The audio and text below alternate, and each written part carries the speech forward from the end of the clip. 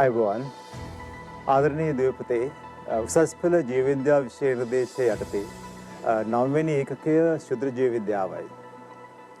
මේ ඒකකය සඳහා කාලශීත 50ක් අදාළ වෙනවා. මම ප්‍රථමයෙන් ඔබට යෝජනා කර සිටිනවා මේ වැඩසටහනේදී ඔබට ලබා ගන්න පුළුවන් අතිරේක දැනුම සටහන් කර ගැනීම සඳහා සූදානම් වෙන ලෙස. විශේෂයෙන්ම අපි දන්නවා මේ ශුද්‍ර ජීවීන් අපේ සමස්ත අවකාශ පුරා විසිරී සිටිනවා. මම ඔබගෙන් ප්‍රථමයෙන් කැමැති දැන ගැනීමට ඔබ ශරීරයේ ඔබ දේහයේ දල වශයෙන් කොතරම් ශුද්ධ ජීවීන් ඉන්නවද කියලා. ඔබට මම සුළු ප්‍රශ්නයක් ලබා දුන්නම කල්පනා කරලා පිළිතුරක් ලබා දෙන්න.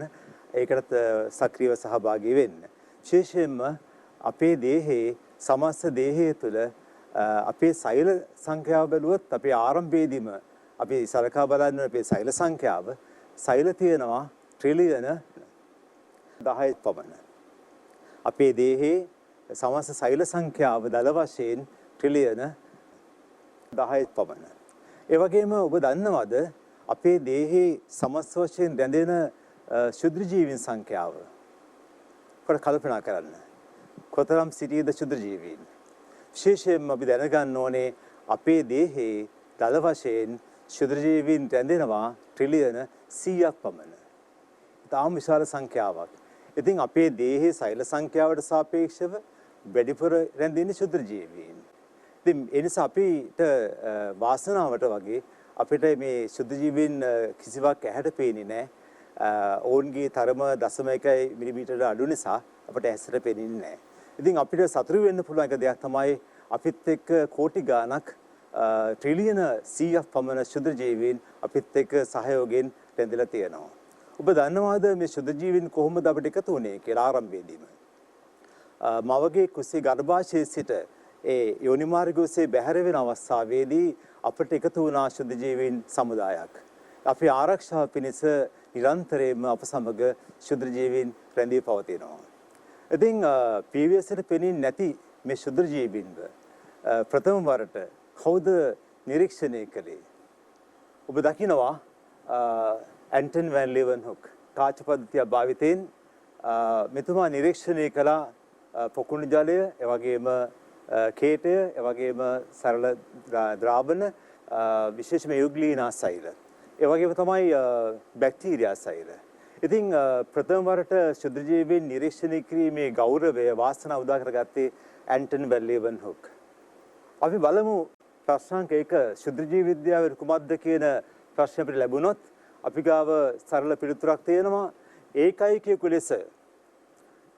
ලෙස පැහැදිලිව පීවීඑස් එක නිරීක්ෂණය කරන්නට නොහැකි, ඒ දෘශ්‍යාධාර නොමැතිව නිරීක්ෂණය නොහැකි ජීවීන් අපි සලකනවා ශුද්ධ ජීවීන් හැටියට. ඒ අනුව අපේ පීවීඑස්ට පෙනෙන්නේ නැති ජීවීන් අපි නම් කරන්නේ ශුද්ධ ජීවීන් කියලා. ඉතින් මේ ශුද්ධ ජීවීන්ට උදාහරණ මොනවද? ශුද්ධ ජීවීන්ට උදාහරණ ප්‍රධාන ඔබ දැනටමත් දන්නවා බැක්ටීරියාවන්, එවැගේම දිලීර, එවැගේම සයන බැක්ටීරියාවන්, එවැගේම ප්‍රොටිස්ටාවන්, ඊට අමතරව ආකියා ජීවීන්. ප්‍රධාන වශයෙන් මේ කණ්ඩායම් ගන්න පුළුවන් ශුද්ධ ජීවීන් අතර ගන්න පුළුවන්. ඊට අමතරව නිර්දේශයේ ඇතුළත් කරලා තියෙනවා මොලිකියුටයන්, එවැගේම වෛරොයිඩ්, වෛරස්, එවැගේම ප්‍රියෝන. ඉතින් මේ සංඝටක ඇතුළත්ව අපි මේ ඒකක යටතේ අධ්‍යයනය කිරීම අවශ්‍ය වෙනවා. එමනම් ශුද්ධ ජීවීන්ට උදාහරණ සැලකුවොත් ප්‍රධාන වශයෙන් බැක්ටීරියාවන්, වගේම දිලීර, සයන බැක්ටීරියා, ආකියා සහ වගේම ප්‍රොටිස්ටා ගන්න පුළුවන්. මොලිකියුටයන්ටත් සෛල සංවිධානයේ තියෙනවා. වඩා හොඳයි මොලිකියුටයන් සලකා බලන එක. විශේෂයෙන්ම මේ සියල්ලම ආවරණය කළ යුතුයි මේකක යටතේ. ශුද්ධ ජීවීන්ගේ ප්‍රමාණිතා කුඩා නිසා අපි ඔවුන්ම මිනුම් කිරීමේදී යොදා ගන්නවා ඒකක දෙකක්, නැනෝමීටර් සහ මයික්‍රෝමීටර. අපෙන් ප්‍රශ්නයක් ලැබුණොත් විභාගයේදී ශුද්ධ ජීවීන්ව මිනුම් කරන ඒකක දෙකක් නම් කරන්න කියලා, අපි අනිවාර්යයෙන්ම නම් කරන්න ඕනේ නැනෝමීටර් සහ මයික්‍රෝමීටර. ඊටම කුඩා ඒකක දෙකක්. ඉතින් අපි ප්‍රථමයෙන් සලකා බලමු ශුද්ධ ජීවීන්ගේ සර්වත්‍රික ස්වභාවය. මේ සර්වත්‍රික ස්වභාවය කියලා කියන්නේ කුමක්ද? සර්වත්‍රික ස්වභාවය කියන්නේ ශුද්ධ ජීවීන් සියලුම පරිසර ජෛවගෝලයේ සියලුම පරිසර මේ ශුද්‍ර ජීවීන් ආක්‍රමණය කරලා තියෙනවා. ඒ කියන්නේ සාගර තුල, ඒ වගේම මිරිදිය, ඒ වගේම විශේෂයෙන් පස තුල වායුගෝලයේ කිලෝමීටර් 6ක් දක්වා ඈතට බැක්ටීරියා හමු වෙනවා. ඒ වගේම පෙට්‍රල්, ඩීසල්, ඒ වගේම ශීතකරණ තුල මේ හැමතැනම ජීවීන්ගේ දේහ මතුපිට, ඒ වගේම දේහ අභ්‍යන්තරේ මේ සෑම අවකාශයක්ම ශුද්ධ ජීවීන් ආක්‍රමණය කරලා තියෙනවා. විශේෂයෙන්ම මම සරල ප්‍රශ්නයක් අහුවොත් ඔබ සමගින් අපේ දේහය සැලකුවොත් අපේ දේහයේ විශේෂයෙන්ම රුධිරය තුළ ඒ වගේම අභ්‍යන්තර අවයව තුළ සාමාන්‍යයෙන් ශුද්ධ ජීවීන් නැහැ. නිරෝගී පුද්ගලයෙක්ගේ විශේෂ රුධිරය තුළ ශුද්ධ ජීවීන් හමුවන්නේ නැහැ. නමුත් අපේ ආහාර මාර්ගය බැලුවොත් මුඛ කුහරේ වගේම ගුද මාර්ගයේ මේ සමස්ත අවකාශය තුළ ඒ ආහාර මාර්ගය තුළ සමස්ත වශයෙන් වැඩි දිනෙක ශුද්ධ ජීවීන් රැඳිලා ඉන්නවා. ඉතින් මේ අපි සලකා බලන්නේ තත්ත්වය ශුද්ධ ජීවීන් ජලය, වාතය, පස ආදී සෑම තරක්ම ව්‍යාප්ත වෙලා තියෙනවා. ඒ වගේම මේ ව්‍යාප්තියත් එක්ක විශාල වාසියක් සැලසෙලා තියෙනවා. ඒ තමයි ප්‍රාථමික නිෂ්පාදකයන් වශයෙන් මොවුන් ක්‍රියාත්මක වෙමින් සෑම පරිසර පද්ධතියකම නිෂ්පාදකයන් වශයෙන් ක්‍රියාත්මක වෙනවා. ඒක ලොකු වාසියක්. මොකද සෑම පරිසර පද්ධතියකටම නිෂ්පාදකයන් සිටිය යුතුයි. ඒ ආහාර දාම ක්‍රියාත්මක වීමේදී, ශක්ති ගලණයේදී අනිවාර්යයෙන්ම මේ නිෂ්පාදකයන්ට විශාල තැනක් ලැබෙනවා. ඒ ප්‍රාථමික නිෂ්පාදකයන් හැටියට ශුද්ධ ජීවීන් ක්‍රියාත්මක වෙනවා. ඒ වගේම වැදගත් තවත් ක්‍රියාකාරීත්වය තමයි මූලද්‍රව්‍ය චක්‍රීකරණය. ඒ පරිසර පද්ධතිවල ද්‍රව්‍ය චක්‍රීකරණය අත්‍යවශ්‍යයි. ඒ චක්‍රීකරණයේදී ප්‍රධානතම කාර්යභාරය වියෝජනය සඳහා ශුද්ධ ජීවීන්ගේ විශාල වැදගත්කමක් ලැබිලා තියෙනවා. මේ ජෛව එයරසෝල, ජෛව වාතිලින අලුත්ම මාතෘකාවක් අපේ ජීව විද්‍යාවට. ජෛව එයරසෝල අත වශයෙන්ම මේ ජීවීන් වශයෙන් රැඳෙනකොට ඒ ජීවීන්ගෙන් බැහැරට නොයෙකුත් සංඝටක, ඒ වගේම කුඩා විශුද්ධ ජීවීන් ජීවීන්ගෙන් බැහැර වෙනවා. ඒ වගේම අපි දන්නවා ශාකයක පරාගදානි වලින් පරාගකණිකා බැහැර වෙනවා. ඒ වගේම තමයි නොයෙකුත් සංඝටක ජීවීන්ගෙන් බැහැර වෙනවා. ඉතින් වාත් පිළින වශයෙන් සලකන්නේ එයරසෝල සලකන්නේ එවැනි කොටස්. නමුත් ශුද්ධ ජීවීය සෛල, ශුද්ධ ජීවීන් ක්‍රියාත්මක වෙනවා ජෛව එයරසෝල සංඝටකයක් හැටියට. එවනම් ජෛව එයරසෝල ලෙස දිලීර ගන්න පුළුවන්, බැක්ටීරියා ගන්න පුළුවන්, ඒ වගේ වෛරස් අංශු ගන්න පුළුවන්, ඒ වගේම පරාග කණිකා ගන්න පුළුවන්. එවනම් බාහිර පරිසරයට ජීවීන්ගෙන් බැහැර වෙන ඒ සංඝටක අපිට එයරසෝල වශයෙන් සලකන්න පුළුවන්. වායුගෝලයේ තමයි රැඳෙන්නේ. ඒ වායුගෝලයේ වාතයත් එක්ක ව්‍යාප්ත වෙනවා, සුළං ධාරාවන් සමග ඈතට ව්‍යාප්ත වෙන්න පුළුවන්. පසුව එයරසෝල අවක්ෂේප වෙලා විශේෂ ක්‍රියාකාරීත්වයක් දක්වන්න පුළුවන්. පෘථිවිය අවට වායුගෝලයක් තියෙනවා. ඒ ස්තර වශයෙන් වායුගෝලය තියෙන්නේ. ඒ පෘථිවිය අවට තියෙන ආරම්භක වායුගෝලයේ ස්තරය අපි සලකන්නේ පරිවර්තී වායුගෝලය කියලා. ඒ පරිවර්තී වායුගෝලය කිලෝමීටර් 11ක් දක්වා ඈතට ව්‍යාප්ත වෙනවා. ඒ කිලෝමීටර් 11 දක්වා උච්චත්වය සලකා බලනකොට ශුද්ධ ජීවීන්ගේ මේ එයරසෝල ඝනත්වය එන්නේ අඩු වෙලා යනවා. එහෙනම් පෘථිවිය මත ව්‍යාසන්නේ පස මත පිට ඒ ආසන්නයේ තමයි එයරසෝල වැඩි වශයෙන් සාන්ද්‍ර වෙලා තියෙන්නේ. මේ ප්‍රමාණය දල වශයෙන් නැනෝමීටර් 10 සිට මයික්‍රෝමීටර් 100 දක්වා වෙනස් වෙන්න පුළුවන්. ඉතින් මේ ප්‍රමාණය මේ පරාසය අපි දැනගත යුතු නැහැ. නමුත් මම අතිරේකවයි මේ කරු දීලා තියෙන්නේ, අමතර දැනුමට දීලා තියෙනවා මේ අදහසක්. ඒ වගේම විශාලතම ජෛව එයරසෝලය වශයෙන් අපි සලකන්නේ පරාග කණිකා.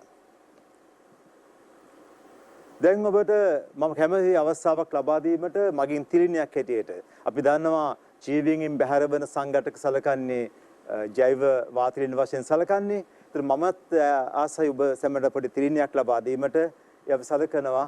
මෙන්න මේ රූපරාමයෙන් ඔබට අවස්ථාවක් සැලසෙනවා ජෛව වාතලින කොහොමද වාතයට එකතු වෙන්නේ කියලා.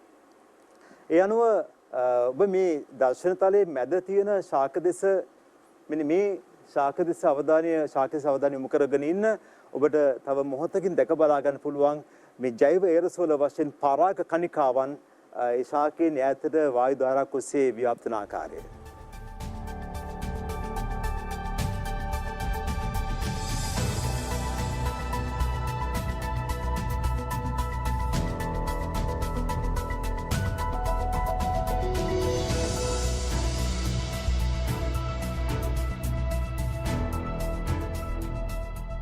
හොඳයි අපි ඒ පරාකණිකා ව්‍යාප්තිය සලකා බැලුවේ ඇත්තටම ජෛව එරසොල වශයෙන් ශුද්‍ර ජීවීන් සලකනකොට තියෙන ප්‍රශ්නේ තමයි ශුද්‍ර ජීවීන් අපි ඇහැට දර්ශනය වෙන්නේ නැහැ.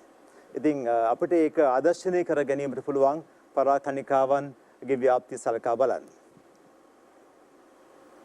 ශුද්‍ර ජීවීන් වාතයේ ජෛව එරසොල වශයෙන් පැවතීමෙන් සැලසෙන ප්‍රධාන වාසිය කුමක්ද කියලා සරල ප්‍රශ්නයක් ලැබුණොත් අපි අනිවාර්යයෙන්ම ඒ පිළිතුර ලබා දිය යුතු වන්නේ විශේෂයෙන්ම කියන්න ඕනේ සුලන් දහරාවන් ඔස්සේ ශුද්ධ ජීවීන් ව්‍යාප්ත වෙලා ඉන් අනතුරුව පතිත වෙලා අවක්ෂේප වෙලා ව්‍යාජනකයන් වශයෙන් ක්‍රියා කිරීමේ හැකියාවක් තියෙනවා. ඒ ව්‍යාප්තියට වැදගත් වෙනවා මේ ආකාරයෙන් ජෛව එරසොල වශයෙන් ක්‍රියාත්මක වීම. ඉතින් වැදගත් ප්‍රශ්නයක් තමයි ඊට පස්සේ අපි අහලා තියෙන ආන්තකාමීන් යන මොනවද කියන එක. අපිට ජීවත් වෙන්න අසීරු පරිසරයන් තියෙනවා. විශේෂයෙන්ම ගිනි කඳු ආශ්‍රිතව ඒ වගේම අපි සලකනවා විශේෂයෙන්ම දැඩි ශීතල පරිසරවල ඒ වගේ වාතය රහිත පරිසර තියෙනවා, ඔක්සිජන් රහිත පරිසර තියෙනවා. එවැනි පරිසර අපි සලකන්නේ ආන්තික පරිසර කියලා. විශේෂයෙන්ම ගැඹුරු සාගර තුල සාගර පත්ලාශ්‍රිතව වැඩි පීඩනයක් ක්‍රියාත්මක වෙනවා. එවැනි ස්ථාන අපි සලකන්නේ ආන්තික පරිසර කියලා. එවැනි ආන්තික පරිසරවල ජීවත් වීමේ හැකියාවක් විශේෂයෙන්ම ආකි බැක්ටීරියාවන් ආකියාජීවීන් පෙන්눔 කරනවා. ඉතින් එවැනි ජීවීන්ට අපි කියන්න පුළුවන් ආන්තකාමීන් කියලා. ආන්තකාමීන්ට විශේෂයෙන්ම ඒ ආන්තික පරිසරවල ජීවත් වීමේ කැමැත්තක් හැකියාවක් තියෙනවා.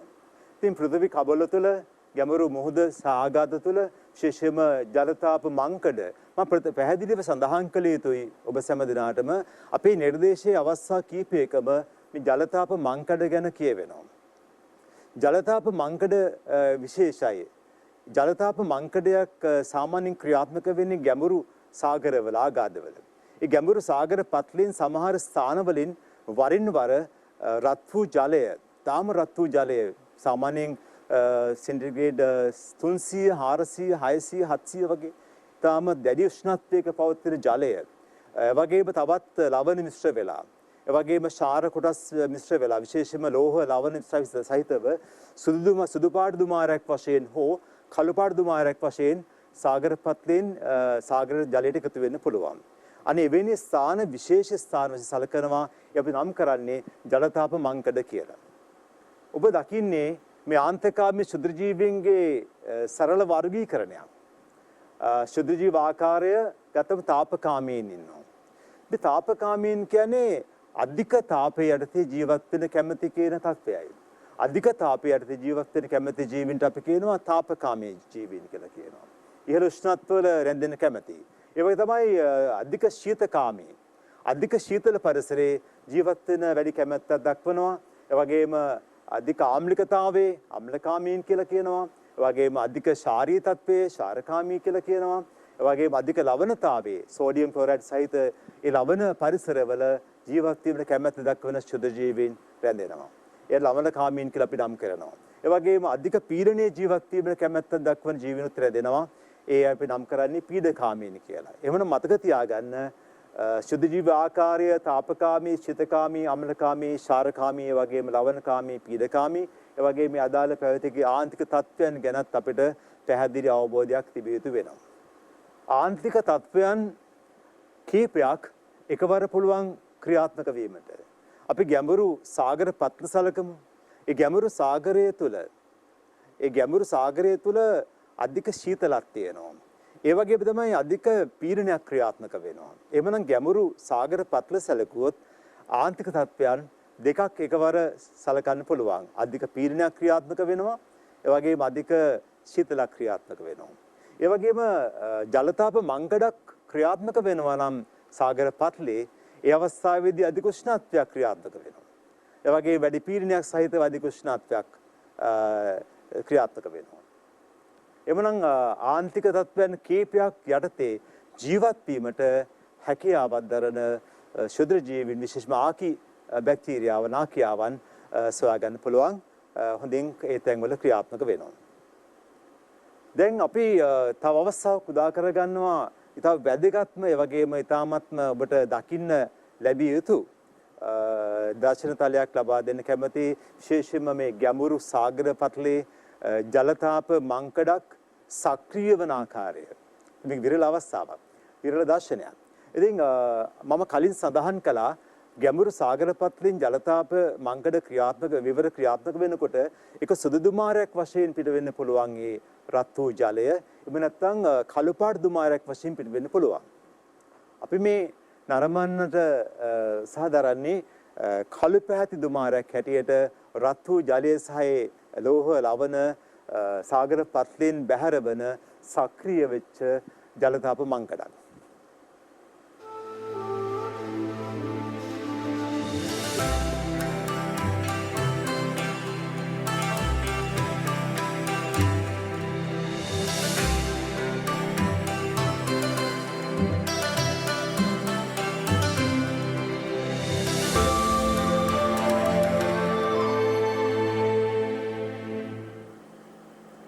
ඉතා වැදගත් වූ ශුද්ධ ජීවීන්ගේ ස්වභාවයක් තමයි අධික පරිවෘත්තීය ශීඝ්‍රතාවය පෙන්නුම් කිරීම.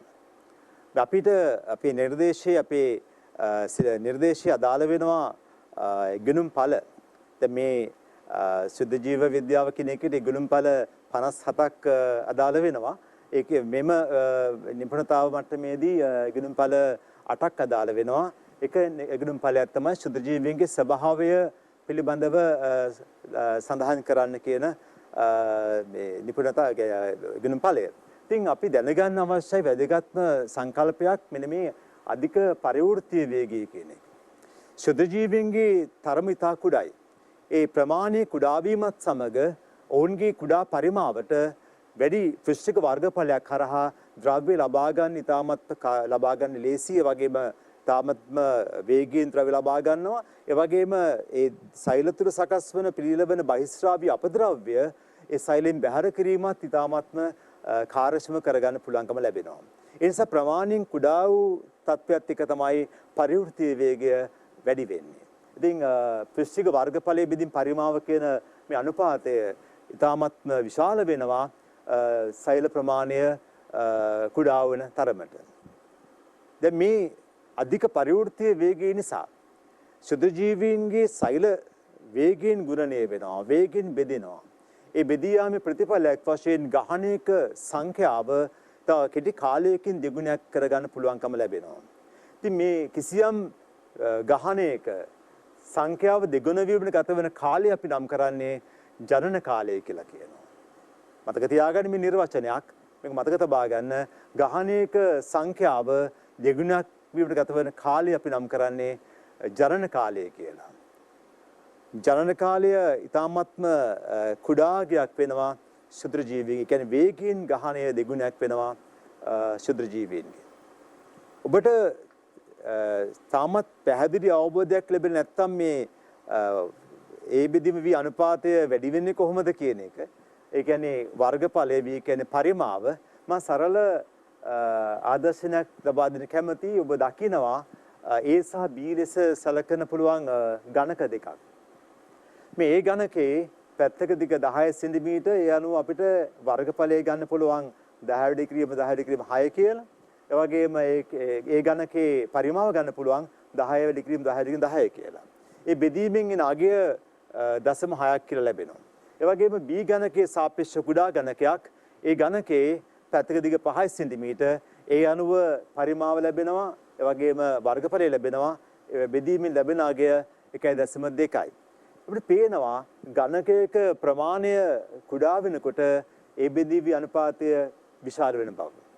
මේ සරල ආදර්ශනීය කිරීමක් ලබා දුන්නේ. මොකද කෙනෙකුට පැහැදිලිව අදහසක් ලැබුණ නැත්නම් මේ අනුපාතය ගැන දැන් මම හිතනවා මේ தත්ත්වය පැහැදිලි කියලා.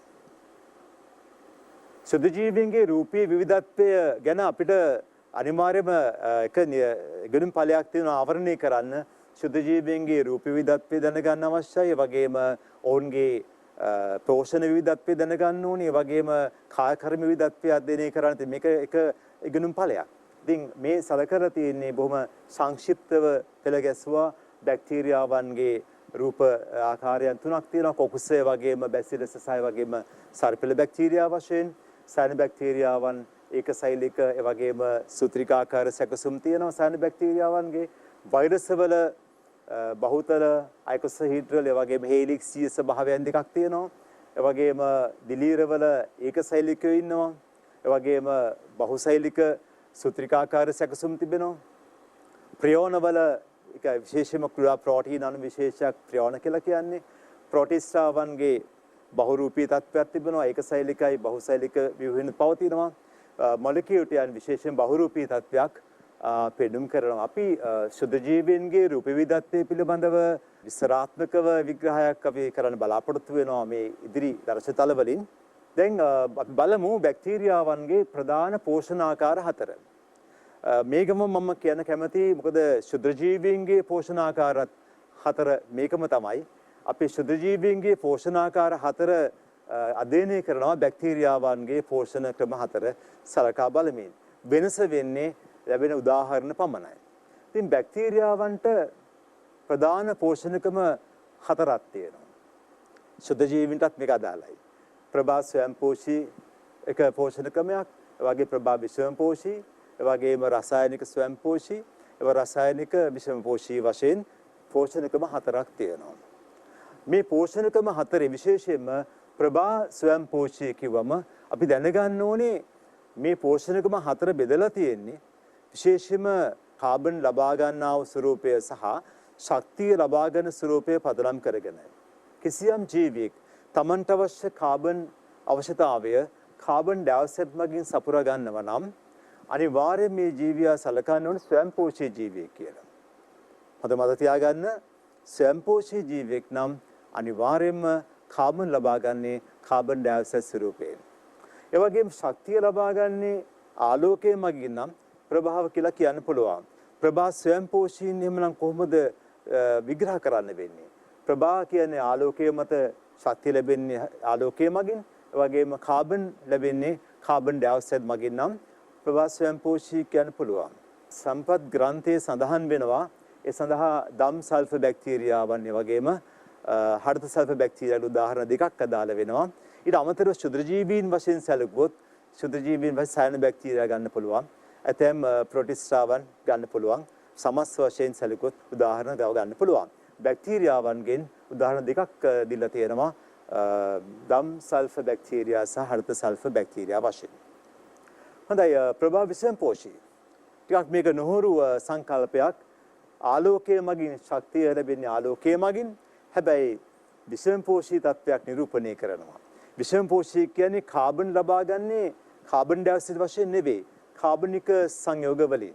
කාබෝහයිඩ්‍රේට්ස් වෙන්න පුළුවන්, මධ්‍යසාර වෙන්න පුළුවන්. එවැනි කාබනික පදාර්ථයකින් නම් කාබන් ලබා ගන්නේ අපේ ජීවිත සලකනවා ප්‍රභා විෂමපෝෂී කියලා. ශක්තිය ලැබෙන ආලෝකය මගින් ඒ වගේම කාබන් ලබා ගන්නේ කාබනික පදාර්ථ වලින්.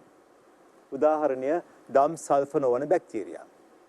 රසායනික ස්වයංපෝෂී. දැන් ස්වයංපෝෂී පදේ ඔබට හුරුයි. ස්වයංපෝෂී කියලා කියන්නේ කාබන් ලබා ගන්න කාබන් ඩයොක්සයිඩ් ස්වරූපයෙන් නම් එයා ස්වයංපෝෂී කියලා කියනවා. එහෙනම් මෙතන මේ නම සඳහන් ස්වයංපෝෂී. ඒ වගේම රසායනික ශක්තිය. ඒ කියන්නේ අකාබනික රසායන ද්‍රව්‍ය වලින් තමයි ඒ ශක්තිය ලබා ගන්නේ. අකාබනික රසායන ද්‍රව්‍ය වලින් ශක්තිය ලබා ගන්නවා. ඒ වගේම කාබන් ඩයොක්සයිඩ් වලින් කාබන් ලබා ගන්නවා. ඒ අනුව රසායන ස්වයංපෝෂීන්ට අපි නිර්දේශන අදාළව නයිට්‍රෝ බැක්ටීරියා වගේම නයිට්‍රෝ සෝමනාස් වගේම ටර්බසිලස් ටර්සිඩාන්ස් වශයෙන් උදාහරණ තුනක් දීලා තියෙනවා. ඒ උදාහරණ සඳහන් කිරීමේදී පරිස්සම් වෙන්න ඕනේ විද්‍යාත්මක නමක් වශයෙන් සඳහන් වන නිසා ඒ අකුරු ඒ විදිහට සඳහන් විය යුතුයි. ඒ වගේම යටින් ඉරක් ඇඳීම අවශ්‍යයි පද යටින්. විශේෂයෙන් මේ නම් තුන මතක තබා ගැනීම අනිවාර්ය වෙනවා. ඒ වගේම රසායන විෂමපෝෂීන් කාබනික රසායනික ද්‍රව්‍ය මත ශක්තිය ලබා ගන්නේ කාබනික රසායන ද්‍රව්‍ය වලින්. ඒ වගේම කාබන් ලබා ගන්නේ කාබනික පදාර්ථ වලින්. එමනම් කිසියම් ජීවියෙක් තමන්ට අවශ්‍ය ශක්තිය සපයගන්නේ ඒ වගේම කාබන් ලබා ගන්නේ කාබනික සංයෝග වලින් නම් අපේ ජීවිතය සලකන්න පුළුවන් රසායන විෂමපෝෂීන්සේ සලකන්න පුළුවන්. එමනම් උදාහරණ අපි තිබෙන බොහෝ බැක්ටීරියාවන් බොහෝ මෘතපජීවී බැක්ටීරියා සමස්ත වශයෙන් පරපෝෂී බැක්ටීරියාවන් ඒ වගේම මෘතපජීවී බැක්ටීරියාවන් සියල්ලක්ම බොහෝ බැක්ටීරියාවන් පෙන්눔 කරන්නේ රසායනික විෂමපෝෂී පෝෂණ ක්‍රමය. එන අමතරව අපිට දිලීර ගන්න පුළුවන් ශුද්ධ ජීවීන්සේ සලකුණු දිලීර ගන්න පුළුවන් ඇතැම් ප්‍රොටිස්ටාවන් ගන්න පුළුවන් උදාහරණ ඇටියට රසායන විෂමපෝෂීන් වශයෙන් සලකන්න පුළුවන්. අපි මේ පෝෂණකම ගැන ලිඛිතව සඳහන් කරනකොට රචනා ප්‍රශ්නයකට පිළිතුරු සපයනකොට වගුවක් ඉදිරිපත් කිරීම අසාර්ථක. වගු ඉදිරිපත් කරන්න එපා. මේ වගේ කරුණු ඉදිරිපත් කිරීම අවශ්‍ය වෙනවා.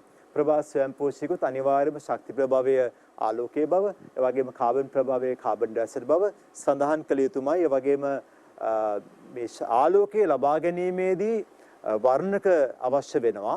ආලෝකය තිර කර ගැනීම සඳහා ඉතින් බැක්ටීරියාවන් විශේෂයෙන්ම ක්ලෝරොෆිල් වර්ණක දරන්නේ නැහැ. ක්ලෝරොෆිල් AB වර්ණක නැහැ. බැක්ටීරියා ක්ලෝරොෆිල් කියන කාණ්ඩය තමයි අදාළ වෙන්නේ. ඔබට වැදගත් වගේම ආකර්ශනීය රූපරාමු දෙකක් මා තිළින කරනවා. විශේෂ දම් සල්ෆර් බැක්ටීරියාවන්ගේ මේ ලස්සන රූපරාමුව, ඒ වගේම හරිත සල්ෆර් බැක්ටීරියාවන්ගේ මේ රූපරාමුව. විශේෂයෙන් මේ උදාහරණ දෙකක් මම දීලා තියෙනවා, ක්‍රොමැටියම් සහ ක්ලොරොබියම් කියලා. මේ උදාහරණ දැන සිටීම අවශ්‍ය වෙන්නේ නැහැ. අපේ සම්පත් ග්‍රන්ථයේ සඳහන් වෙන්නේ නැහැ. නමුත් දම් සල්ෆර් බැක්ටීරියා සහ හරිත සල්ෆර් බැක්ටීරියා කියන නම් දෙක සඳහන් සිටීම ප්‍රමාණවත් වෙනවා. ප්‍රභා විසම්පෝෂීන් වශයෙන් ගත්තොත් අනිවාර්ය ශක්ති ප්‍රභාවයේ ආලෝකයේ වශයෙන් සලකන්න ඕනේ. ඒ වගේම කාබන් ප්‍රභාවයේ කාබනික සංයෝග වශයෙන් සලකන්නට අවශ්‍යයි. මම කලින් සඳහන් කළා මධ්‍යසාරය වගේම කාබෝහයිඩ්‍රේට් වගේ සංඝටක පුළුවන් යොදා ගන්න කාබනික පදාර්ථ හැටියට. ඒ වගේම මේකෙත් මම උදාහරණ සඳහන් කළා රොඩෝ සිඩමොනාස් වගේම ක්ලෝරොෆ්ලෙක්සස්. ඒ වගේම ඒ උදාහරණ අමතර දැනුමට ඇදීලා තියෙන්නේ. ඔබේ අමතර දැනුමට ඒ උදාහරණ යොදා ගන්න. නමුත් ඒ මතක තබා ගැනීම අවශ්‍ය වන්නේ නැහැ. රසායනික ස්වයංපෝෂී තත්වය ගැන මා විශේෂම සඳහන් කළ යුතුයි. මොකද වරින් වර ප්‍රශ්න පත්‍රවල මේ රසායනික ස්වයංපෝෂීන් පෝෂණ ක්‍රමය ගැන අහලා තියෙනවා. මෙතෙන්දි මතක තියාගන්න ශක්ති ප්‍රභාවයේ අකාබනික රසායනික පදාර්ථ වගේම විශේෂයෙන්ම මේ ඇමෝනියා, ඇමෝනියම් අයන, නයිට්‍රයිට් වෙන අවස්ථාව පෙන්වලා තියෙනවා. ඒ වගේම නයිට්‍රෝසෝමනාස් තමයි මේ පරිවර්තන අදාළ වෙන්නේ.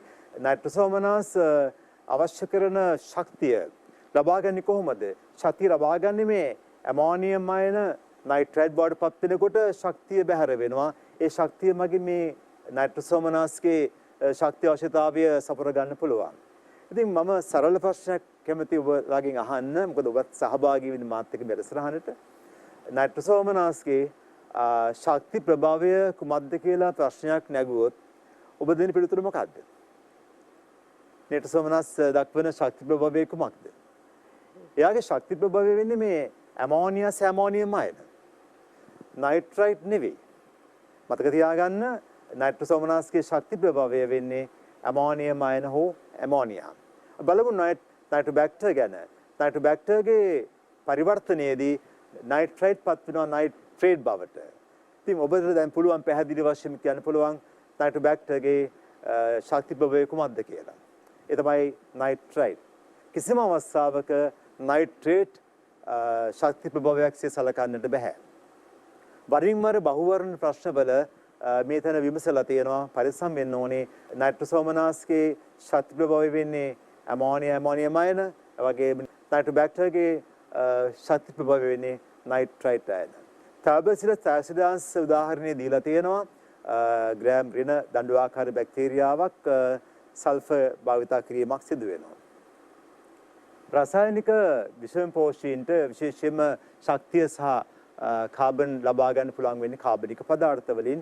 මල දේහ මත ජීවත් වෙමින් වියෝජන ක්‍රියාකාරීත්වයට සහභාගී වෙනවා. විශේෂයෙන්ම බොහෝ බැක්ටීරියාවන් අදාළයි. මම උදාහරණ දෙන්න තියෙනවා එස්චෙරිෂියා කොලයි උදාහරණ දෙන්න තියෙනවා. බොහෝ බැක්ටීරියාවන් මේ පෝෂණ ක්‍රමය පෙන්눔 කරනවා. ඉගෙනුම් ඵලයකදී විමසනවා ශුද්‍ර ජීවීන්ගේ විශේෂයෙන්ම කායකර්මීය කායික විද්‍යාත්මක විවිධත්වය හදාරන්න කියලා. එතෙන්දී අනිවාර්යයෙන්ම අපි ශ්වසන වෙනස්කම් ශ්වසනයේ ඔක්සිජන් මත ඒ ඔක්සිජන් භාවිතයත් මත තමයි ශ්වසන ආකාර වෙන් කරලා තියෙන්නේ. විශේෂම කායික විද්‍යාත්මක කාණ්ඩ 4ක් තියෙනවා. අනිවාර්ය ස්වභාවය කියනවා. ඒ වගේම අනිවාර්ය නිර්වායු තත්ත්වය තියෙනවා. ඒ වගේම වෛකල්පිත නිර්වායු තත්ත්වය තිබෙනවා. ඒ වගේම ශුද්‍ර වාතකාමීන් රැඳෙනවා. මුලින් බලමු අපි මේ අනිවාර්ය ස්වභාවය කියන්නේ කාටද කියලා.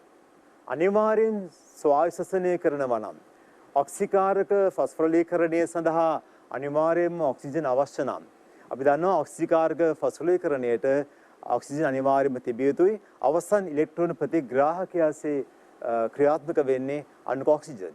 ඉතින් අනිවාර්යයෙන්ම ස්වාභාවික බැක්ටීරියාවක් ඇසිටෝබැක්ටර්. අනිවාර්ය නිර්වායු බැක්ටීරියාවන්ට ඔක්සිජන් ඉතාමත් විස සහිතයි. ඔක්සිජන් රහිතව ජීවත් වීමේ හැකියාව තියෙනවා. ඔක්සිකාරක ෆොස්ෆොරිලීකරණය ක්‍රියාත්මක වන්නේ නැහැ. පැසීම ක්‍රියාකාරීත්වයෙන් තමයි අවශ්‍ය ශක්තිය සපයා ගන්න පුළුවන් වෙන්නේ. වෛකල්පික නිර්වායු අවස්ථාව. මේකෙදි මතක තියාගන්න ඕනේ සවාසසනීය පෙන්වීම කරන්න පුළුවන්. ඒ වගේම අවශ්‍ය නම් නිර්වාසනීය පෙන්වීම කිරීමේ හැකියාව පෙන්වු කරනවා පැසීම භාවිතා කරමින්. ඉතින් උදාහරණය එස්චරිෂියා කෝලයි ගන්න පුළුවන්.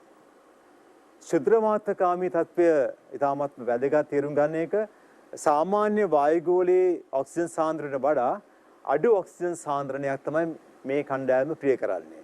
ශුද්‍ර වාතකාමීන්ට උනේ අඩු ඔක්සිජන් සාන්ද්‍රණයක්. ඒ අඩු ඔක්සිජන් සාන්ද්‍රණයක යටතේ කැමැත්තෙන් ජීවත් වෙනවා. හොඳ උදාහරණය ලැක්ටෝබැසිලස්. ඒ ශුද්‍ර ජීවීන්ගේ නිරූපණය කරන මේ අනුකරණ නයිට්‍රජන් තිර කිරීමේ ක්‍රියාකාරීත්වය විශේෂයෙන් නයිට්‍රජන් වායුව ඇමෝනියා බවට පත් කරන ක්‍රියාවලිය අපිට නයිට්‍රජන් තිර කිරීම කියලා ගන්න පුළුවන්. නිදහස් වාසීන් වශයෙන් නිදහස් වාසය කරමින් නයිට්‍රජන් තිර කිරීමට සහභාගී වෙනවා ඇසිඩෝබැක්ටර් විශේෂ සහාය වගේම නොස්ටොක්. ඇසිඩෝබැක්ටර් බැක්ටීරියා කාණ්ඩයට අයිති වෙනවා. ඒ වගේම නොස්ටොක් සයනොබැක්ටීරියා කාණ්ඩයට අයිති වෙන්නේ. මේ ඝන දෙකම ජීවත් වෙන්නේ විශේෂයෙන්ම නිදහසේ ජීවත් වෙමින් තමයි නයිට්‍රජන් තිර කිරීමට සහභාගී වෙන්නේ. සහජීවී ලෙස ඒක අන්‍යෝන්‍යතර සංගමයක් සාදමින් ජීවත් වීමේ හැකියාව පෙන්වුම් කරනවා. ඒ සමග නයිට්‍රජන් තිර කරනවා රයිසෝබියම් සමග රණසාග මුල ගැටිති. ඒ මුල ගැටිති තුර රයිසෝබියම් ජීවත් වෙනවා. අන්තර සහභාගීත්වය විශේෂයෙන්ම අන්‍යෝන්‍ය සම්බන්ධතා පෙන්වුම් කරමින් ඒ වගේම ඇනබීනා විශේෂ ඇසොල්ලා ශාකපත්‍ර සෛල තුල ජීවත් වෙනවා අන්‍යෝන්‍යතර සංගමයක් සාදා ගනිමින්. ඒ අනුව හෙටරොසිස්ටර් දරන සයනොබැක්ටීරියාවන් තමයි නයිට්‍රජන් තිර කිරීම සඳහා සයනොබැක්ටීරියා වලින් සහභාගී වෙන්නේ. බැක්ටීරියා සෛලයක මූලික ලක්ෂණ අපිට විශේෂයෙන්ම ප්‍රායෝගික පරීක්ෂණ ලෑස්තිවේ 9 සහ 10 පරීක්ෂණවල විශේෂයෙන්ම 9 වෙනි පරීක්ෂණයේදී බැක්ටීරියා සෛලවල ආදුකන්වීක්ෂණ නිරීක්ෂණය කිරීමක් අදාළ වෙනවා. 10 වෙනි ප්‍රැක්ටිකල් එකට අදාළව බැලුවොත් 10 වෙනි පරීක්ෂණයේදී බැක්ටීරියා සෛලවල ඉලෙක්ට්‍රෝන අන්වීක්ෂණ ඡායාරූප අධ්‍යයනය කිරීමක් අදාළ වෙනවා. ඒ අනුව ඔබට මතක් කර ගැනීම සඳහා බැක්ටීරියා සෛලයක රූපරාමුවක් මා ප්‍රදර්ශනය කරනවා. විශේෂයෙන්ම අපි මෙතෙන්දී මතක තියාගන්න අවශ්‍යයි මේ පිලයි කියන ව්‍යුහය සඳහන් නොකලත් ප්‍රශ්නයක් නෑ. නමුත් අන්වීක්ෂ රූපරාමුවල පිලයි සඳහන් වෙනවා. නමුත් ඒ පිලයි වගේම කශිකා තියෙන ඇතැම් බැක්ටීරියා සෛලවල තියෙන්නේ. ඒක අනිවාර්ය ව්‍යුහ නෙවෙයි. නමුත් සෛල බිත්තිය වගේම ප්ලාස්ම පටලය වගේම සෛල ප්ලාස්මය වගේම නියුක්ලියෝයිඩ් ප්‍රදේශයේ රවුම් DNA තියෙනවා. 70 රයිබෝසෝම තිබෙනවා. ඒ වගේම ඇතැම් විට ප්ලාස්මිඩ තියෙන්න පුළුවන්. ඉතින් මේ අපි සලකා බැලුවේ බැක්ටීරියා සෛලයක අන්වීක්ෂීය ස්වභාවය. ඉතින් බැක්ටීරියා සෛලයක ස්වභාවය ප්‍රාග්න්‍යාශ්‍රික සෛල සංවිධානයේ පෙන්වුම් කරනවා. ඒ වගේම සෛල බිත්තියේ පෙප්ටිඩෝග්ලයිකෑන් අදාළ වෙනවා. ඒ වගේ සෛල බිත්තිය වටා කෝෂ්ඨයක් තියෙන පුළුවන් ඇතැම් බැක්ටීරියාවන්ට. ඒ වගේම පිලයි ඇතැම් බැක්ටීරියාවල නියෝජනය වෙනවා. විශේෂ පිලයි වලින් පෘෂ්ඨයක සම්බන්ධ වෙලා තියෙන පුළුවන් සම්බන්ධ වෙන පහසුවේ වගේම සංයුත්මන ක්‍රියාකාරීත්වයේ පිලයි යොදා ගන්න පුළුවන්. බැක්ටීරියා සෛලාත්‍රී ද්‍රව්‍ය හෝ මාරුවට පිලයි යොදා ගන්න පුළුවන්. ඒ වගේම සරල කශිකා නියෝජනය වෙනවා පිහිනා යාම සඳහා. ඒ වගේම බොහෝ බැක්ටීරියාවන් ද්විඛණ්ඩනයෙන් තමයි සෛල ගාන වැඩි කරගන්නේ. ඒ වගේම අලිංගිකව ප්‍රජනනය කිරීමක් සිදු වෙනවා. බැක්ටීරියාවල මූලික හැඩ ආකාර තුනක් දකින්න පුළුවන්. බැක්ටීරියාවන්ට මූලික රූප හැඩ ආකාර තුනක් තියෙනවා. ගෝලාකාර හැඩය අපි කොකුස හැඩය කියලා කියනවා. ඒ වගේම දණ්ඩාකාර හැඩය තිබෙනවා බැසිලස් කියලා කියනවා. සර්පිලාකාර හැඩයට අපි ස්පිරුලම් ආකාරය කියලා කියනවා. විශේෂයෙන්ම මේ ප්‍රධාන හැඩ ආකාර තුනෙන් අවබෝධයක් අපිට තිබිය යුතු වෙනවා. බලමු දැන් කොකුස බැක්ටීරියාවන්ගේ විවිධත්වයේ ස්වභාවය. කොකුස බැක්ටීරියාවන් දැන් කොකස කියලා සලකලා තියෙනවා එක තලයක සෛල විභාජනය වෙනවා විභාජන සෛල වෙන් වෙලා යනවා. වෙන් වුණාම තනි සෛල වශයෙන් නිරූපණය වෙනවා. අපිට කොකස කියලා කියනවා. ඒ වගේම එක තලයක සෛල විභාජනය වෙලා බෙදුණු සෛල යුගල වශයෙන් රැඳෙනවා නම් යුගල වශයෙන් ඉතිරි වෙලා තිබෙනවා නම් ඩිප්ලොකොකස් කියන්න පුළුවන්. ඒ වගේම එක සෛල තලයක සෛල විභාජනය වෙනවා බෙදුණු සෛල දාමයක් වශයෙන් දැන් පබළු දාමයක් වගේ එකට සම්බන්ධ වෙලා ඇලිලා වගේ තිබෙනවා නම් ඒ දාමාකාර ස්වභාවය සලකන්නේ ස්ටෙප්ටොකොකස් කියලා. ඒ වගේම සෛල තල දෙකක බෙදිලා ඒ බෙදුණු සෛල එකට රැඳෙනවා නම් සෛල හතරක් වශයෙන් පවතිනවා නම් අපිට චතුෂ්කයක් කියලා කියන්න පුළුවන්. සෛල තුනක සෛල විභාජනය වෙලා සෛල අටක කාණ්ඩ වශයෙන් රැඳෙනවා නම් ඒකට විරල අවස්ථාවක් සාසින ආකාරය කියලා අපි නම් කරනවා. ඒ වගේම බහුතලීය ලෙස තලයන් ගණනාවක් ඔස්සේ බෙදලා සෛල මිදපොකුරක් ආකාරයට ගොනු වෙලා තිබෙනවා නම් අපිට ස්ටැෆිලොකොකස් කියලා සඳහන් කරන්න පුළුවන්. ඒ වගේම මේ බැසිලස් ආකාර මතක තබා ගත යුතුයි. බැසිලස් කියන්නේ දඬුවාකාර බැක්ටීරියාවන්. ඒ දඬුවාකාර බැක්ටීරියාවනේ කෙටි අක්ෂය ඔස්සේ විතරයි සෛල බෙදෙන්නේ. ඒ අනුව විවිධත්වයේ අඩුයි සාපේක්ෂව. තනි බැසිලසයක් වශයෙන් පවතින පුළුවන්. එහෙම නැත්නම් සෛල දෙකක් එකට සම්බන්ධ වෙලා තියෙන පුළුවන් ඩිප්ලොබැසිලස් කියලා කියනවා. ඒ වගේම සෛල දඬුවාකාර සෛල පෙළකට සම්බන්ධ වෙලා තියෙන අපිට ස්ටෙප්ටොබැසිලස් කියන්න පුළුවන්. එමනම් තනි ආකාරي තනි බැසිලස් සෛල දෙක ගානේ සම්බන්ධ නම් ඩිප්ලොබැසිලස් කියනවා. සෛල දාමයක් වශයෙන් සකස් වෙලා තිබෙනවා නම් ඒ කියන්නේ දිග අතර සම්බන්ධ නම් ස්ටෙප්ටොබැසිලස් මතක තබා ගත යුතුයි. බැසිලස් වල කෙටි අක්ෂය ඔස්සේ තමයි බෙදී යාම සිදුවන්නේ. සර්පිල බැක්ටීරියාවන්. මේ සර්පිල බැක්ටීරියාවන්ගේ මතක තබා යුතු දංගර එකක් හරි තිබිය යුතු වෙනවා. අවමතරමේ දංගරයක්වත් තියෙන්න ඕනේ. දංගර රාශියක් තියෙන්න පුළුවන්. හොඳට මතක තබා ගන්න අනිවාර්යයෙන්ම සර්පිල බැක්ටීරියාවල දංගර එකක් හරි තිබිය යුතු වෙනවා. ඉතින් වක්‍ර වූ දණ්ඩාකාර ස්වභාවයට විබ්‍රියෝ ආකාරය කියලා කියනවා. ඒ වගේම ස්පිරිලුම් ආකාරය කියලා කිව්වේ දෘಢ දේහයක් තියෙනවා. දෘಢයි. ඒ වගේම කස්කුරුප්පු ආකාරයක් දරනවා. අපි සලකන්නේ ස්පිරිලුම් ආකාරය කියලා. ඒ වගේම ස්පයිරොකීට අවස්ථාව සර්පිලාකාරයි විශාල වශයෙන් නම්‍යශීලී දේහයක් තියෙනවා. ඒ අනුව අපි සලකනවා ස්පයිරොකීටා කියලා. අපි දැන් බලමු මේ සයනොබැක්ටීරියාවන්ගේ රූපීය විවිධත්වය පිළිබඳව. සයනොබැක්ටීරියාවන්ගේ විශේෂයෙන්ම අපි දැනගන්න ඕනේ ජලජ වාසීන් කණ්ඩායමක්. සියලු දෙනාම ජලජ වාසීන් දෙත පස්සේ ඉන්නත් පුළුවන්. ඒ වගේම මේ සාමාන්‍යයෙන් මේ සයනොබැක්ටීරියාවල නානු ව්‍යාප්තියක් තියෙන නානු ස්‍රාවය කරගන්නවා. නානු තුල තමයි සෛල රැඳී පවතින්නේ. විශේෂයෙන්ම නානු කලාපයක් තුල සෛල තිබුණාම අපි මයික්‍රොසිස්ටිස් කියලා කියනවා. මම කැමති තව අදහසක් ලබා දීමට ශ්‍රී ලංකාවේ පරිසරය තුල ජලජ පරිසරවල වැඩි වශයෙන්ම නියෝජනය වන සයනොබැක්ටීරියා ආකාරයේ සලකන්න පුළුවන් මයික්‍රොසිස්ටිස්. විශේෂයෙන්ම ඒ දුහිතෘ සෛල ස්‍රාවය කරන නානු තුල තමයි සෛල රැඳී පවතින්නේ. සයනොබැක්ටීරියාවන්ගේ රූපී විවිධත්වය බැලුවොත් ඒක සෛලික සයනොබැක්ටීරියාවන් ඉන්නවා. ඒ වගේම බහුසෛලික සයනොබැක්ටීරියාවන් ඉන්නවා. මේ බහුසෛලික සයනොබැක්ටීරියාවන් සුත්‍රිකාකාර සැකසුම් දරනවා. එහෙම නැත්නම් සුත්‍රිකාකාර නොවන සැකසුම් දක්වන්නට පුළුවන්. ඒ ඝනාවාස වශයෙන් සෑදීමේදී ජලඩනීමේ පූරක ද්‍රව්‍ය වැදගත්කමක් තියෙනවා. විශේෂයෙන්ම ජලය තුල රැඳෙනකොට මේ කශිකා නැති නිසා සයනොබැක්ටීරියාවන්ට නිරන්තරයෙන්ම වෙනත් ජීවීන් මේ සයනොබැක්ටීරියා පෘෂ්ඨපත රැඳෙන්න උත්සාහ කරන්න පුළුවන්. එයින් බේරී සිටීම සඳහා මේ නානුමය ආවරණය තිබීම වැදගත් වෙනවා. ඒ නානුමය වට ආවරණයක් පවතින නිසා නානු කොපුවක් වෙන්නත් පුළුවන්. එහෙම නැත්නම් නානු ගොනුවක් තුල තියෙන්න පුළුවන්.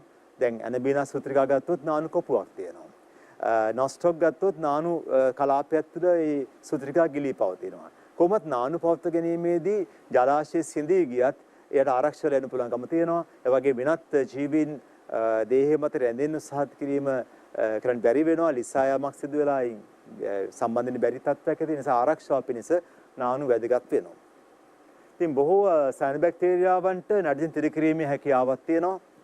විශේෂයෙන්ම නොස්ටොක් ඒ වගේ මැනබීනා විශේෂ අපිට ගන්න පුළුවන්. නොස්ටොක් නිදහසේ වාසය කරමින් නඩින් තිර කිරීමට සහභාගී වෙනවා. ඇනබීනා ඇසොල්ලා සමග සහජීවන සංගමයක් සාදා ගැනීමෙන් නඩජන් තිර කිරීමට සහභාගී වෙන අන්‍යෝදර සංගමයක් සාදා ගැනීමට සහභාගී වෙනවා. අලිංගික පමණයි ප්‍රජනනය කිරීම සිදුවන්නේ.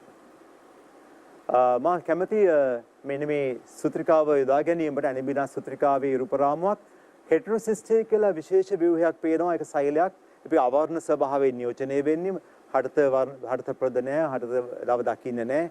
ප්‍රභා සංසේචනයක් සාමාන්‍ය සිදුවන්නේ නැහැ. හෙටරොසිස්ටර් සිදුවන්නේ නැහැ. ඒක වාසියක් තියෙනවා. මොකද හෙටරොසිස්ටර් තුල නාඩිජිනේස් කියලා එන්සයිමයක් තියෙනවා. ඒ එන්සයිමය ක්‍රියාකාරීත්වය සඳහා ඔක්සිජන් රහිත තත්ත්වයක් තියෙන්න ඕනේ. ඔක්සිජන් ලැබුණොත් එන්සයිමය අක්‍රිය වෙන්න පුළුවන්. සගන බිත්තියක් අවශ්‍යයි. ඒ වගේම හෙටරොසිස්ටර් වලින් තමයි නාඩිජන් ත්‍රිකීප සිදු වෙන්නේ. ප්‍රභා සංසේචනයක් වෙන්නේ නැති නිසා ඔක්සිජන් ලැබෙන්නේ නැහැ. ඒ නිසා ඒ එන්සයිමය ආරක්ෂා වීමක් සිදු වෙනවා. මේ එකයිනෙට කියලා කියන්නේ තවත් විශාල සෛල විශේෂයක්. මේ එකයිනෙට වල සංජිත ආහාර තැන්පත් වෙලා තියෙනවා. ඒ අනුව සුප්තව ඉන්න පුළුවන්. ආහපත් කාලය තරණය කරන්න පුළුවන්. ජලාශය සිඳී ගිහිල්ලා අනිත් සෛල විනාශ වෙලා ගියත් මේ එකයිනෙටේ බේරෙනවා.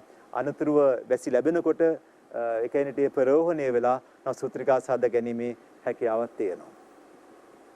මේ දකින්නේ නොස්ටොක් සූත්‍රිකාව. ඒ නොස්ටොක් සූත්‍රිකාව ගැන මා සඳහන් කළ යුතුයි. ඇනබිනා වගේමයි මේ ව්‍යුහයත් විශේෂයෙන් තියෙන මේ හෙටරොසිස්ටර් දකින්න පුළුවන්. නොස්ටොක් සූත්‍රිකාවෙත් හෙටරොසිස්ටර් තියෙනවා. ඒ වගේම ඒ හෙටරොසිස්ටර් සමීපව තියෙනවා තරමක් විශාල සකස් වෙච්ච එකයිනෙට ප්‍රදේශයක්. එතකොට හෙටරොසිස්ටර් අත වශයෙන්ම වැදගත් වෙන්නේ නාඩිජන් තිර කිරීම සඳහා වැදගත් වෙනවා. හෙටරොසිස්ටේත් අර නාඩිජන් එන්සයිමය තියෙනවා. ඒ අනුව දැඩි බිත්ති වලින් ඒ හෙටරොසිස්ටේ ආරක්ෂා වෙනවා. ඒ එන්සයිමය ආරක්ෂා වෙනවා. ඒ වගේම සාමාන්‍යයෙන් හෙටරොසිස්ටයක් ආසන්නයේ තමයි ඒකයිනෙටේ පවතින්නේ. මේ ඒකයිනෙට වලින් විශේෂයෙන්ම ආහපත් කලි තරණය කිරීමේ හැකියාවක් සැපේනවා. ඊට අමතරව යහපත් තත්ත්වයන් ලැබෙනකොට ප්‍රරෝහණය වෙලා නව සූත්‍රිකා සාද ගැනීමේ හැකියාවක් ලැබෙනවා. මම කලින් සඳහන් කළා නානුමය කලාපයක් තුළ හෙටරොසිස්ටර් සහිත මේ නොස්ටොක් සූත්‍රිකා ව්‍යාප්ත වෙලා තිබෙනවා. තව දෙයක් සඳහන් කළ යුතුයි. ඔබට විශේෂයෙන්ම මේ සූත්‍රිකාවක් කිව්වේ සෛල පේලියක්. මේ වගේ තව සූත්‍රිකාවක් ගැන අවධානය තිබිය යුතුයි. විශේෂයෙන්ම ලිම්බියා සූත්‍රිකාව. ලිම්බියා සූත්‍රිකාවත් විද්‍යාගාරයේ පිට අදාළ වෙච්ච පරීක්ෂණයේදී ලිම්බියා සූත්‍රිකාව, ඒ වගේම ඇනබිනා සූත්‍රිකාව, ඒ වගේම මාක්‍රොසිස්ටිස් දකින්න පුළුවන්, ඒ වගේම නොස්ටොක් සූත්‍රිකා දකින්න පුළුවන්. විශේෂයෙන්ම අපේ නිර්දේශයට අදාළව ඇනබිනා සූත්‍රිකාව, නොස්ටොක් සූත්‍රිකාව සහ ඒ වගේම ලිම්බියා සූත්‍රිකාවත් ඊට අමතරව මාක්‍රොසිස්ටිස් කියන සෑම බැක්ටීරියා ගැනත් අපිට අවධානය තිබිය යුතු වෙනවා. මම කැමති සරල ප්‍රශ්න කිහිපයක් ඔබට ඉදිරිපත් කරන්න මේ වැඩසටහනේදී. ඔබත් සහභාගී වෙන මේ පිළිතුරු ලබා දීම සඳහා 2018 වර්ෂයේදී ලැබුණු ප්‍රශ්නයක් මා සලකා බලනවා. මේ අවස්ථාවේදී සරල ප්‍රශ්නයක් ලැබුණා. ඔබ දැනටමත් මේ සෛල අඳුන ගන්න පුළුවන්කමින් ඉන්නවා. මේ රවුන්ඩ් සෛලයක්, ඒක බොහෝට කොකුසයක් වෙන්න පුළුවන්, මේ තියෙන චතුෂ්කයක් වෙන්න පුළුවන්. රයිට්, උත්සාහ කරමු. ABCD ලෙස නම් කරලා තියෙනවා මේ අවස්ථා සෛල සැකසුම් ආකාරය. දැන් ප්‍රයෝජන කරනවා මේ ABCD සැකසුම් ටික හඳුනා ගන්න කියලා. කල්පනා කරන්න. ඒ සැකසුම කුමක්ද? කොකුස කියලා අපිට නම් කරන්න පුළුවන්. ඒ කොකුස. ඒ වගේම B චතුෂ්කයක්සේ නම් කරන්න පුළුවන්. සෛල හතරක් එකට සමීපව සම්බන්ධලා තියෙනවා. ඒ වගේම C ස්ටෙප්ටොකොකස් දාමයක්සේ රැඳී පවතින අවස්ථාව. ඒ වගේම D ස්ටැෆිලොකොකස් මිදි පොකුරක් ආකාරයට ඒ සෛල සංවිධානය අපිට අඳුන ගන්න පුළුවන්. ඉතින් මේ 2018 වර්ෂයේ ලැබුණු ප්‍රශ්නය බොහොම සරලයි. අපේ අදාළව මේක ගන්න සලකන්න පුළුවන්. A කොකුස, B චතුෂ්කය, C ස්ටෙප්ටොකොකස්, ඒ වගේම D ස්ටැෆිලොකොකස්.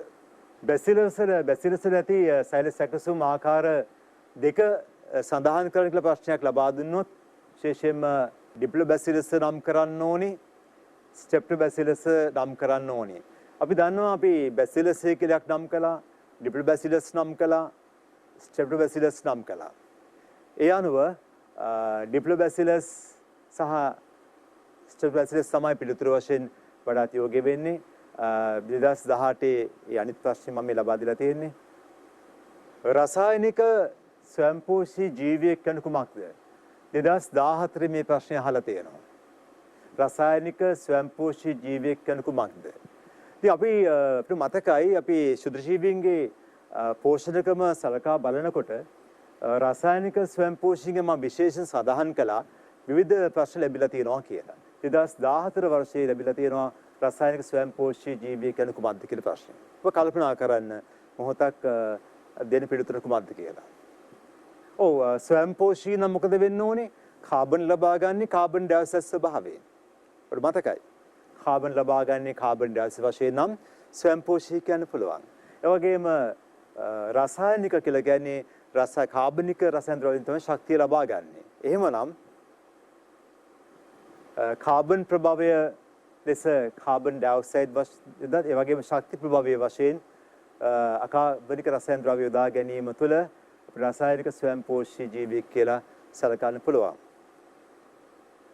රසායනික ස්වයංපෝෂී බැක්ටීරියාවන් සඳහා උදාහරණයක් සපයන්න. දැන් පරිස්සම් වෙන්න ඕනේ මේ අවස්ථාවේදී. උදාහරණයක් සපයන්න කිව්වම අපේ පරිස්සමින් අපිට මතක් වෙන්න ඕනේ රසායන ස්වයංපෝෂී උදාහරණ තුනක් අපේ සම්පත් ග්‍රන්ථයේ අදාළ වෙනවා. නයිට්‍රෝබැක්ටර්, නයිට්‍රෝසෝමනාස් වගේම තාබැසිලස් තාවසිඩාන්ස්. ඉතින් අපිට කැමති නමක් සඳහන් කරන්න පුළුවන්. විශේෂයෙන්ම රසායනික ස්වයංපෝෂීන් හැටියට අපිට පුළුවන් භාවිතා කරන්න විශේෂයෙන්ම නයිට්‍රෝසෝමනාස් මම සඳහන් කළා. නයිට්‍රෝබැක්ටර් ගන්න පුළුවන්. ඒ වගේම නයිට්‍රෝසෝමනාස් ගන්න පුළුවන්. මේ කැමති උදාහරණයක් ලියන්න පුළුවන්. හැබැයි ලියනකොට මතක තියාගන්න ඕනේ හරියට අකුරු ඉදිරිපත් කරන්න අවශ්‍යයි. ඒ වගේම යටි ඉරක් ඇඳීම අනිවාර්යයෙන්ම කළ යුතු වෙනවා. මොකද විද්‍යාත්මක නාමකරණයේදී ඒ නමක් සඳහන් කිරීමේදී අපි ඉරක් ඇඳීම අනිවාර්යයෙන්ම කළ යුතුයි. ජෛවගෝලීය ශුද්ධජීවීන් ප්‍රමුඛව දක්න ලැබීමට හේතු අහලා තියෙන 2011. මේකට තරමක්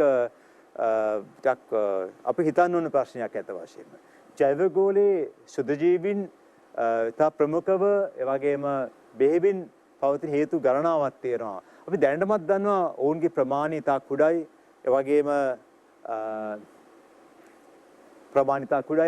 පෝෂණ විවිධත්වයක් පෙන්눔 කරනවා. ඒ වගේම පරිවෘත්ති විවිධත්වයක් පෙන්눔 කරනවා. ඊට අමතරව ජනන කාලය ඉතාමත්ම අඩුයි. වේගයෙන් ඔවුන් ගුණණය වෙනවා. ශ්වසන විවිධත්වයක් පෙන්눔 කරනවා. ස්වායු ශ්වසනය, ඒ වගේම නිර්වායු, ඒ වගේම ශුද්ධ වාතකාමී, වායකත්ව නිර්වායු විවිධ ශ්වසනක පෙන්눔 කරනවා. ඊට අමතරව විවිධ පරිසර ජීවත් වීමට ඇති හැකියාවත් පෙන්눔 කරනවා. ඒ අනුව පුළුල් පරිසරවල ව්‍යාප්තියක් විවිධත්වයක් ඇත්තේ ඔවුන් ව්‍යාප්තලා ඉනවා. සමස්ත ජෛවගෝලයේම ඔවුන් ආක්‍රමණය කරලා තියෙනවා. ඒ වගේම තව ප්‍රශ්නයක්, සරල ප්‍රශ්නයක්, වෛරසවල රූපා විද්‍යාත්මක ආකාර දෙකක් විශේෂයෙන්ම හෙලිකල් තත්ත්වය ගන්න පුළුවන්, අකසහීඩ්‍රල් කියලා තත්ත්වය ගන්න පුළුවන්. හෙලිසාකාර ඒ වගේම අකසහීඩ්‍රල් තත්ත්වය අදාළ වෙනවා වෛරසවල රූප විද්‍යාත්මක ආකාර දෙක හැටියට. හොඳයි ආදරණීය දුවේ පුතේ, මේ වැඩසටහන තුළින් සස්පෙළ ජීවවිද්‍යා විෂය නිර්දේශයේ නවවෙනි එකකේ නිපුණතා මට්ටමක් අපි අධ්‍යයනය කළා. තවත් මෙවන් වැඩසටහනකින් ඔබ හමින බලාපොරොත්තු වෙන ඔබෙන් සමගන්නවා. අයබෝවන්.